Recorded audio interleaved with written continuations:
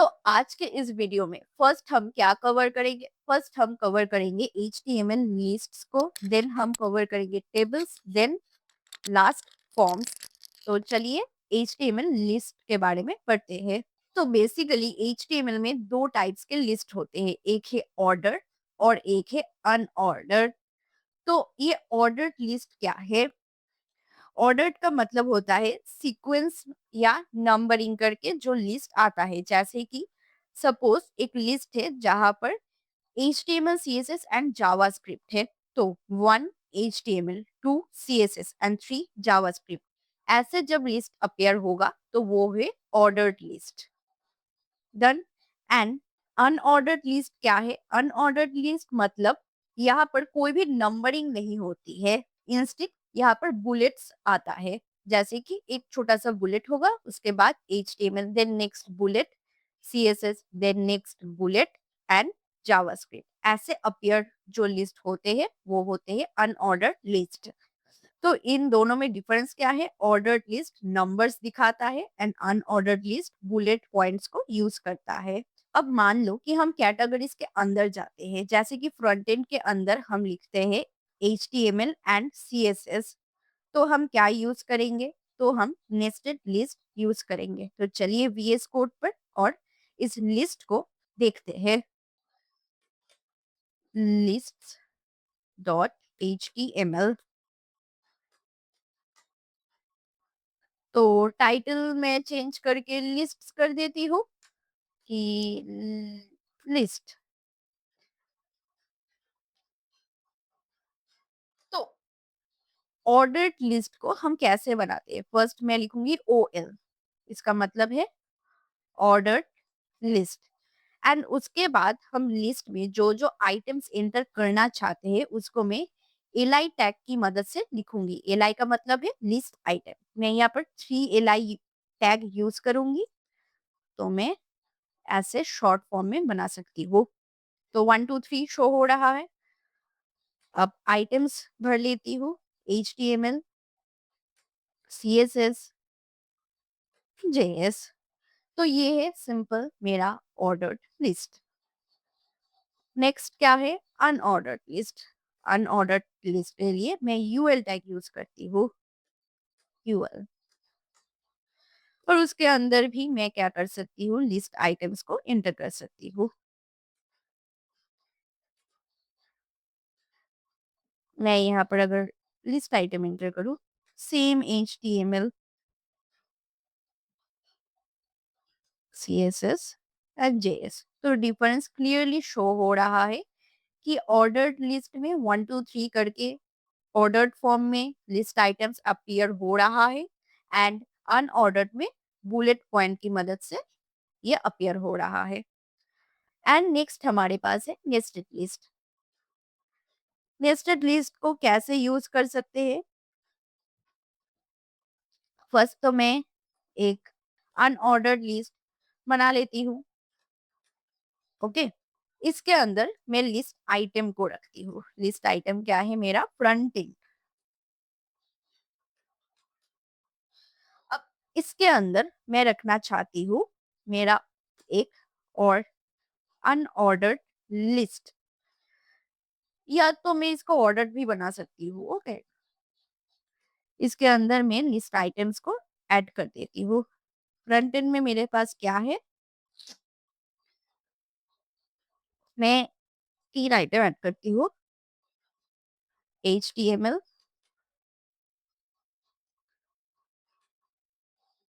CSS, JS, ऐसे। मैं चाहूँ तो यहाँ पर और एक LI यूज कर सकती हूँ इसके बाहर, LI बैकएंड। एंड इसके अंदर मैं एक और UL बनाती हूँ।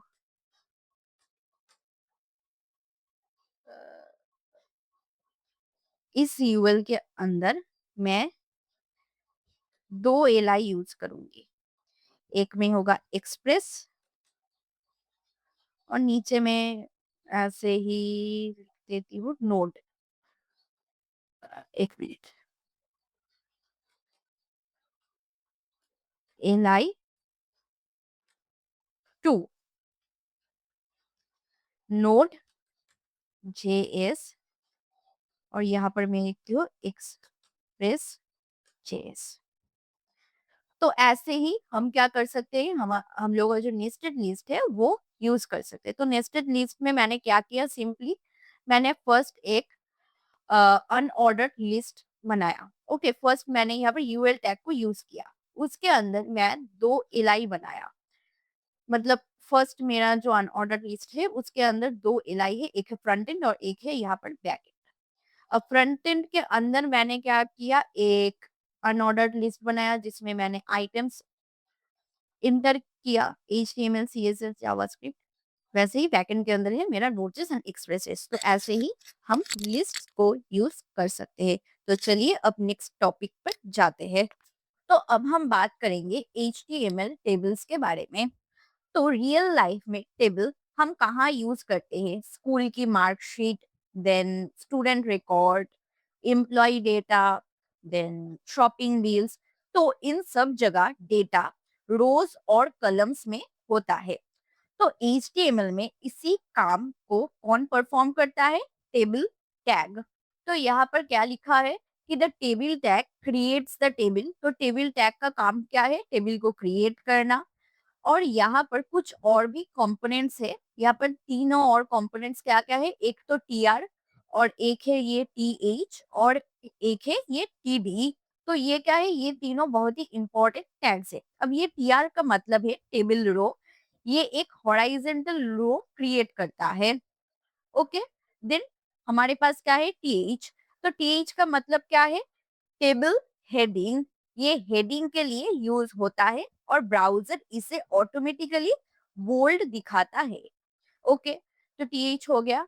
अब नेक्स्ट है हमारे पास ये टीडी। अब ये टीडी का काम क्या है, इसका मतलब होता है टेबल डेटा। ये एक्चुअली इंफॉर्मेशन को डिस्प्ले करता है। जैसे यहाँ पर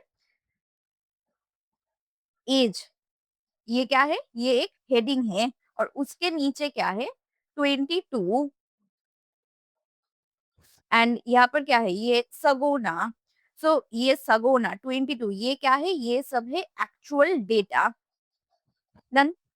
अब यहाँ पर एक इंटरव्यू क्वेश्चन है कि what is the difference between TH and TD. तो टीएच क्या है, TH defines headers and TD holds cell data.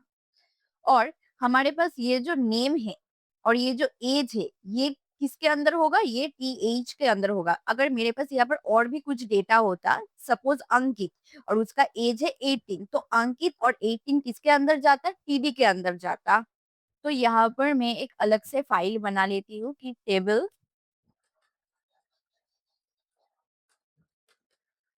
table.html।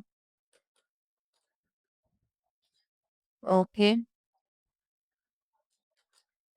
तो मैं यहाँ पर टाइटल दे देती हूँ कि HTML टेबल एग्जाम्पल, HTML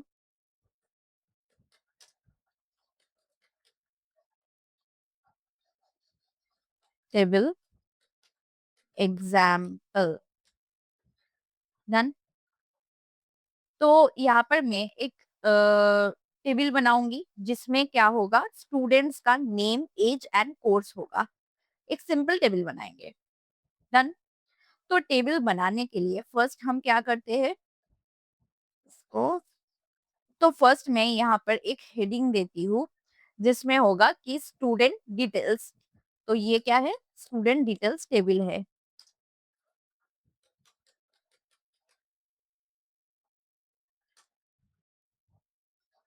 अब हम क्या करेंगे, अब टेबल के अंदर एक रो बनाएंगे यूजिंग टीआर। अब टैग, अब इस टीआर टैग का काम क्या है, हमें पता है कि टीआर का मतलब होता है टेबल रो। तो ये टेबल रो बनाने के लिए हम यूज करेंगे। अब हेडिंग के लिए हम क्या यूज करते हैं, हम लोगों ने पढ़ा अभी के अभी कि हम टीएच यूज करते हैं। तो टीएच हमेशा क्या करेगा, टेबल की हेडिंग को रिप्रेजेंट करता है। तो अब हम क्या करेंगे, 3th टैग बनाएंगे। तो उसके लिए मैं th*3 शॉर्टकट यूज करेंगे। तो फर्स्ट नेम, देन एज, उसके बाद कोर्स। तो यहाँ पर नेम, एज, कोर्स शो हो रहा है। अब हम क्या करेंगे? अब हम एक्चुअल डेटा ऐड करेंगे इस टेबल के अंदर। अब एक्चुअल डेटा ऐड करने के लिए और एक रो बनाएंगे, और इस बार हम क्या यूज करेंगे? टीडी यूज करेंगे। क्यों? क्योंकि ये एक्चुअल डेटा है। तो चलिए और एक रो बनाते हैं। अब टीडी, तो मेरे पास क्या होगा? 3 टीडीज होंगे ना। तो टीडी,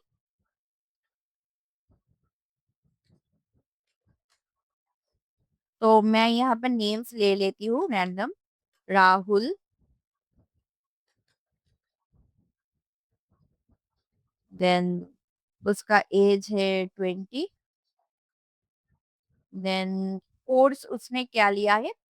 बीसीए। ठीक है, ऐसे ही सिमिलर और एक बना लेते हैं।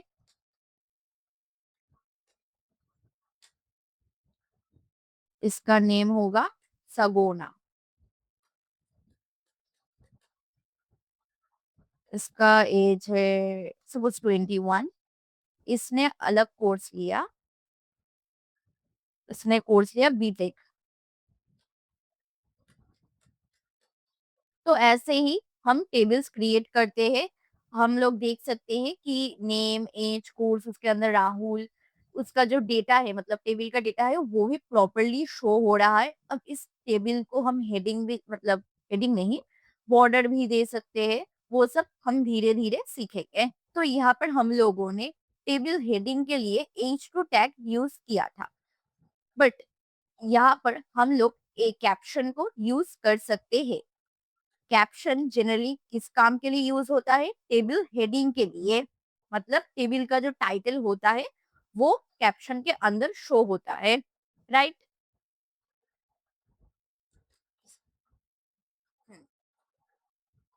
तो अब इसके अंदर हम कैप्शन देते हैं कि स्टूडेंट डिटेल्स।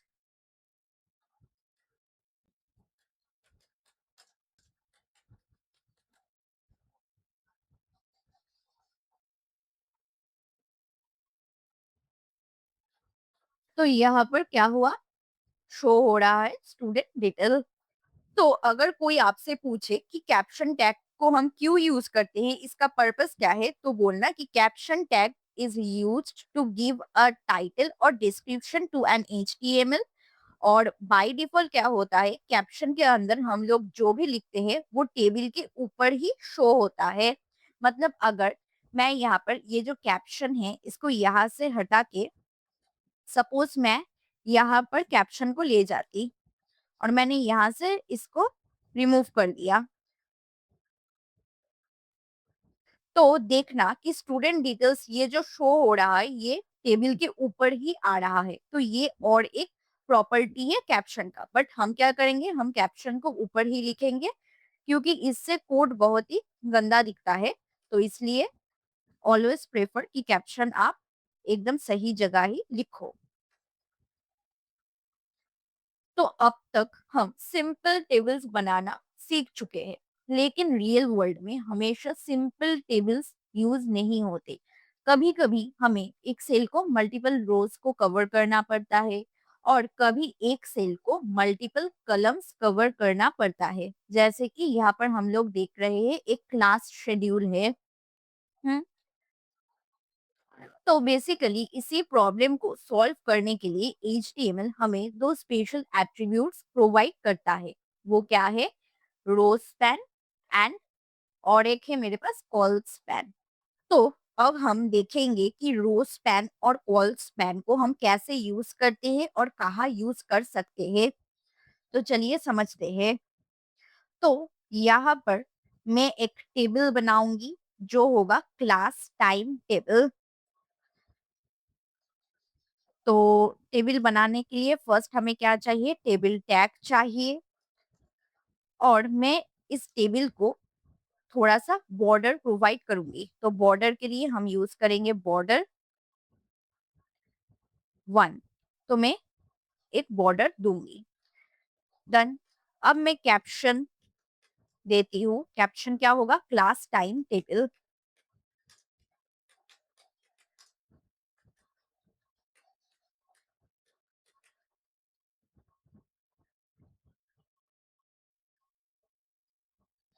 देन जैसे कि टाइम टेबल में क्या होता है, हमारे पास टाइम टेबल पे हमारे पास क्या होता है? Day and subject. तो मैं एक टेबल रो बनाऊंगी जिसमें मेरे पास होगा डे एंड सब्जेक्ट। तो ये क्या है? Table heading. टेबल हेडिंग में मेरे पास होगा first day and then I have subject. तो इस टेबल को हम एक रियल टाइम टेबल जैसा ही बनाएंगे। तो यहाँ पर तो हो गया डे एंड यहाँ पर हमारे पास सब्जेक्ट है।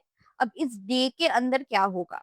डे में हमारे पास क्या होगा? Monday, Tuesday, right. तो इस डे के नीचे होगा मंडे, ट्यूसडे, और सब्जेक्ट्स के नीचे क्या शो होना चाहिए? जो सब्जेक्ट हम रखेंगे। अब इस सब्जेक्ट के नीचे मॉर्निंग में कुछ सब्जेक्ट होंगे, आफ्टरनून में कुछ और सब्जेक्ट होंगे। तो यहाँ पर क्या होना चाहिए? हम रखेंगे एक मॉर्निंग और एक आफ्टरनून। तो फर्स्ट मैं इसको बना लेती हूँ, फिर मैं एक्सप्लेन करती हूँ तो ज्यादा समझ आएगा।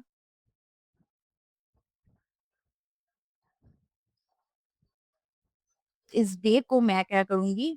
रो स्पैन 2 दूंगी और इसको मैं दूंगी कॉल स्पैन 2। अब मैं और एक अलग से रो बनाऊंगी। इस रो में क्या शो होना चाहिए? मेरा ये भी टीच होगा क्योंकि ये भी हेडिंग है। एक होगा मॉर्निंग और एक है मेरे पास आफ्टरनून। तो यहाँ पर हम लोग क्या यूज करेंगे? 2 टीच यूज करेंगे। यहाँ पर आएगा morning and then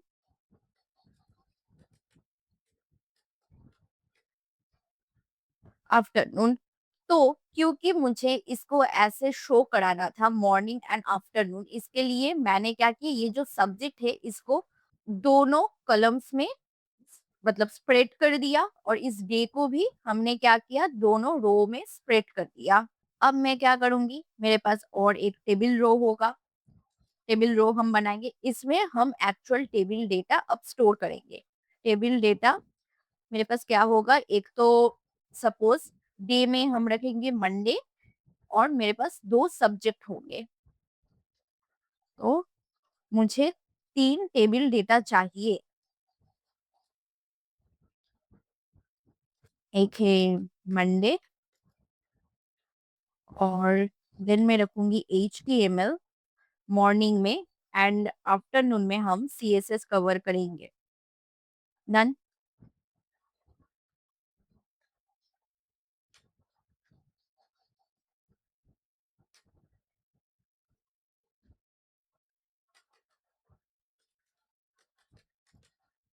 Tuesday, Tuesday के अंदर जावास्क्रिप्ट JS, और यहाँ पर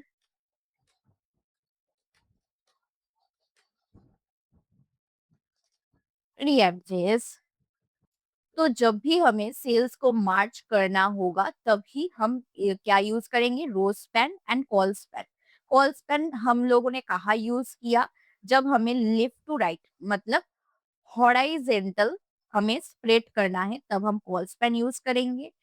जब हमें टॉप टू बॉटम इंक्रीज करना पड़ता है तब हम क्या यूज करेंगे? रो स्पैन यूज करेंगे, मतलब वर्टिकली।